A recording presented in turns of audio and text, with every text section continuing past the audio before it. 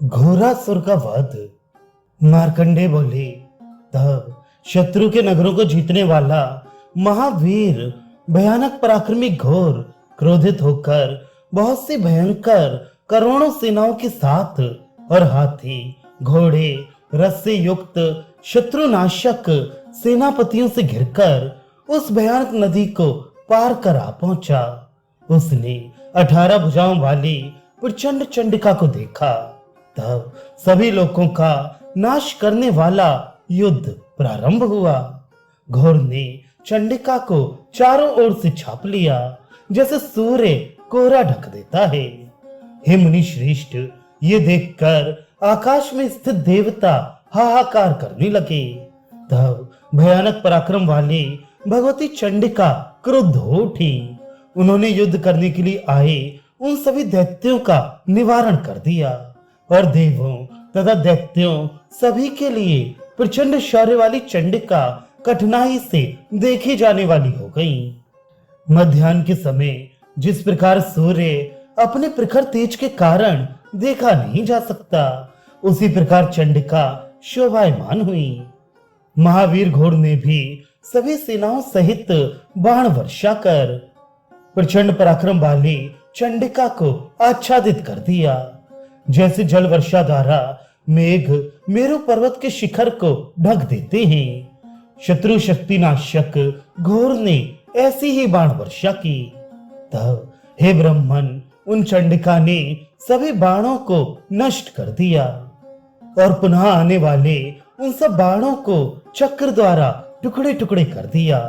उन्हें टुकड़े टुकड़े किया गया देखकर घोर अति क्रोधित हो उठा। दैत्यों की हित कामना से वे चिल्लाया कि ये भयानक रूप वाली भयावनी देवी शीघ्र ही मार डाली जाने योग्य है।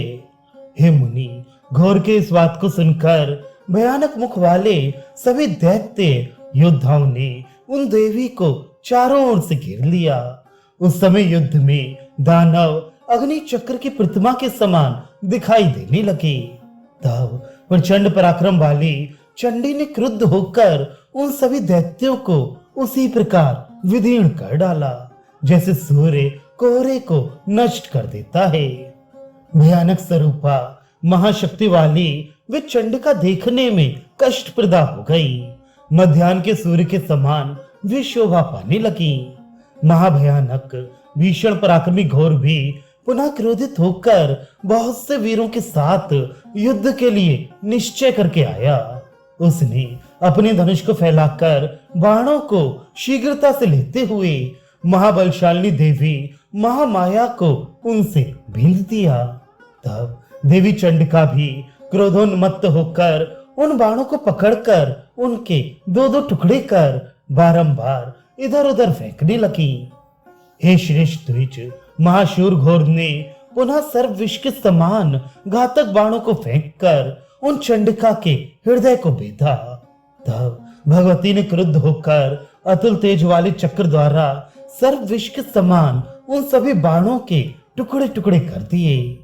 महापराक्रमी और अति तेजस्वी दुरात्मा दैत्य घोर ने तब सैकड़ों और हजारों बाणों की झड़ी लगा दी। वे देवी बाण समूहों से ढक गई, जैसे धुआंधार कोहरे से सूर्य छिप जाता है। तब देवों में पुनः भयंकर हाहाकार का शोर मच गया। हे मुनि श्रेष्ठ, उस समय जैसे मेघ वायु द्वारा दूर हट जाते हैं, वैसे ही देवी ने युद्ध करने के लिए उन सब बाण समूहों को छिन्न भिन्न कर दिया। तब देवी उसी प्रकार शोभायमान हुई जैसे मेघ से मुक्त होकर सूर्य। साथ ही जगदम्बा अपने प्रखर तेज के कारण देखने में उसी प्रकार असाध्य हो गई, जैसे वृष राशि में प्रविष्ट सूर्य देखा नहीं जा सकता। तब समस्त सेनाओं से संपन्न महावीर घोर ने उच्च स्वर में सिंहनाद कर धनुष खींचा और शीघ्रता से सर्व विष के समान तीव्र बाणों को पकड़कर हे श्रेष्ठ द्विज, उस महाबली दैत्यराज ने उन्हें छोड़ दिया। उन बाणों ने देवी के सुलक्षणों से युक्त शरीर को भेदन किया। फिर वे सुनहले पंख वाले और तेज नोक वाले बाण पृथ्वी पर जा गिरे। दिव्य देह से उत्पन्न महान रक्त समूह बह निकला। तब देवताओं के स्वरूप वाली वे देवी काली क्रोधित हो उठी। नवीन शरीर से संपन्न होकर विशाल काया महापराक्रमी परमेश्वरी ने दिव्य धनुष को विस्तीर्ण कर गर्जना की। उस गर्जना से तीनों भुवन कांप उठे।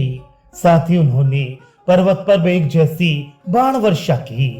उन बाणों ने भयानक पराक्रमी घोरासुर तक पहुंचकर उसके हजारों घाव कर दिए, जिनसे रक्त की बहुत बड़ी धारा बह चली। धातु युक्त पर्वत के समान दैत्यराज उस समय विराजमान था। उसके रक्त से हजारों भयानक दैत्य उत्पन्न हो गए। हे श्रेष्ठ मुनि, भगवती ने उस दैत्य का सिर काट डाला। उसके घावों से निकले रक्त बिंदुओं से नए नए महान असुर उत्पन्न हो गए। तब हे श्रेष्ठ द्विज, घोर नामक महाबली असुर करोड़ों रूपों में हो गया। उन दैत्यों से तीनों लोक व्याप्त हो गए। ये देखकर दिव्य स्वरूपा भगवती देवी क्रोधित हो उठी। तब वे चंडिका देवी करोड़ों रूप धारण करने वाली बन गई। भयानक पराक्रम करने वाले घोर नामक एक एक दैत्य राज को पकड़कर चंडिका हजारों किरणों के समान शोभायमान हुई। माया द्वारा उत्पन्न समस्त असुरों के मूल स्वरूप महान उग्र एवं श्रेष्ठ दैत्य को उन भगवती ने मार गिराया। प्रसन्न होकर देवता उनकी स्तुति करने लगे और आकाश नृत्य तथा गायन से गूंजने लगा।